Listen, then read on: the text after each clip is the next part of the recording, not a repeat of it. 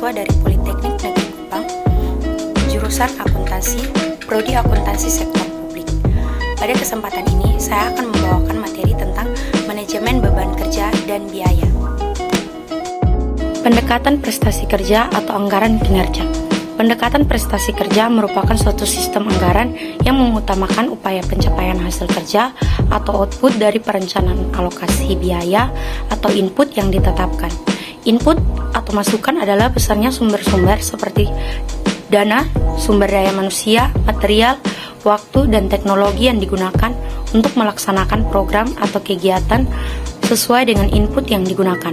Output atau keluaran menunjukkan produk atau barang atau jasa yang dihasilkan dari program atau kegiatan sesuai dengan input yang digunakan. Kinerja tersebut ditunjukkan oleh adanya hubungan antara input atau masukan dengan output atau keluaran. Indikator kinerja meliputi masukan atau input, keluaran atau output, dan hasil atau income. Tolak ukur kinerja merupakan ukuran prestasi kerja yang akan dicapai dari keadaan semula dengan mempertimbangkan faktor kualitas, kuantitas, efisiensi, efektivitas. Pelaksanaan dari setiap program dan kegiatan. Target kinerja adalah hasil yang diterapkan dari suatu program atau keluaran yang diharapkan dari suatu kegiatan. Ada beberapa hal yang harus dilakukan untuk menilai hasil yang diharapkan dari suatu kegiatan dengan menetapkan tolak ukur kinerja berupa indikator sebagai berikut. Yang pertama, masukan atau input adalah tolak ukur kinerja berdasarkan tingkat atau besaran sumber daya, SDM, material, waktu, teknologi, dan sebagainya yang digunakan untuk melaksanakan program atau kegiatan.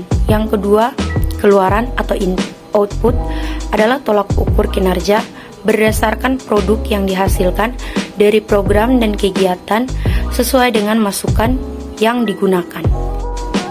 Yang berikut, hasil atau outcome adalah tolak ukur kinerja berdasarkan tingkat keberhasilan yang dapat dicapai berdasarkan keluaran program atau kegiatan yang sudah dilaksanakan.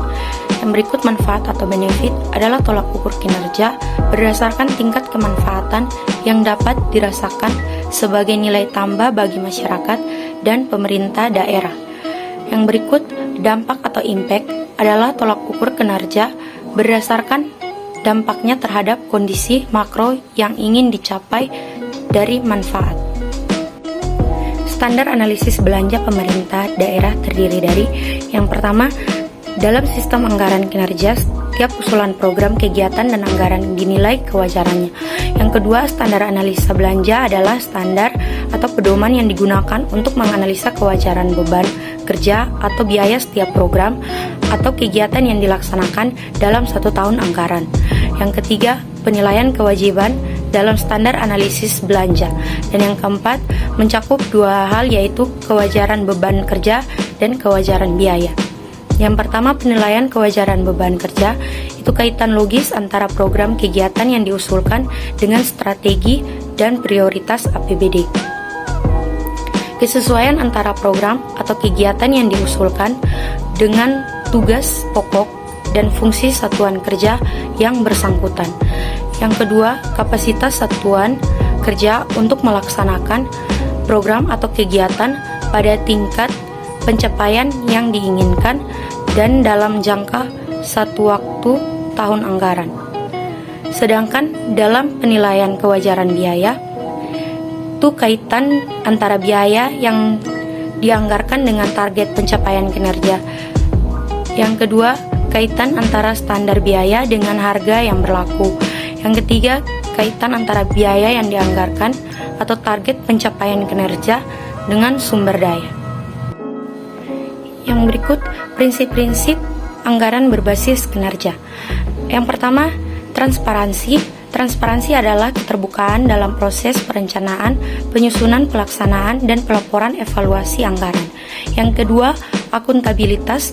Akuntabilitas adalah prinsip pertanggungjawaban publik yang mengandung arti bahwa proses penganggaran benar-benar dapat dipertanggungjawabkan kepada masyarakat dan lembaga perwakilannya. Yang berikut, value for money. Proses penganggaran menerapkan prinsip ekonomi, efisien, dan efektif. Ekonomi berkaitan dengan pemilikan dan penggunaan sumber daya dalam jumlah dan kualitas tertentu. dengan harga yang paling murah. Efisien berarti bahwa penggunaan dana masyarakat atau public money dapat menghasilkan output yang maksimal atau berdaya guna. Sedangkan efektif adalah penggunaan anggaran tersebut harus mencapai target atau tujuan pelayanan publik. Implementasi prinsip value for money memberi manfaat pertama, efektivitas, yang kedua, meningkatkan mutu pelayanan publik, yang ketiga, penghematan biaya pelayanan, yang keempat, alokasi pembiayaan, yang kelima, meningkatkan kesadaran penghargaan terhadap publik, dan sebagai akar pelaksanaan pertanggungjawaban publik. Konsep value for money mencakup 3 unsur penting yang sering disebut dengan konsep 3E, yaitu yang pertama, ekonomis, merupakan pemerolehan input dengan kualitas tertentu dan harga yang terendah. Ekonomis atau hemat atau tepat guna sering disebut kehematan yang mencakup pengelolaan secara hati-hati atau cermat dan tidak ada pemborosan.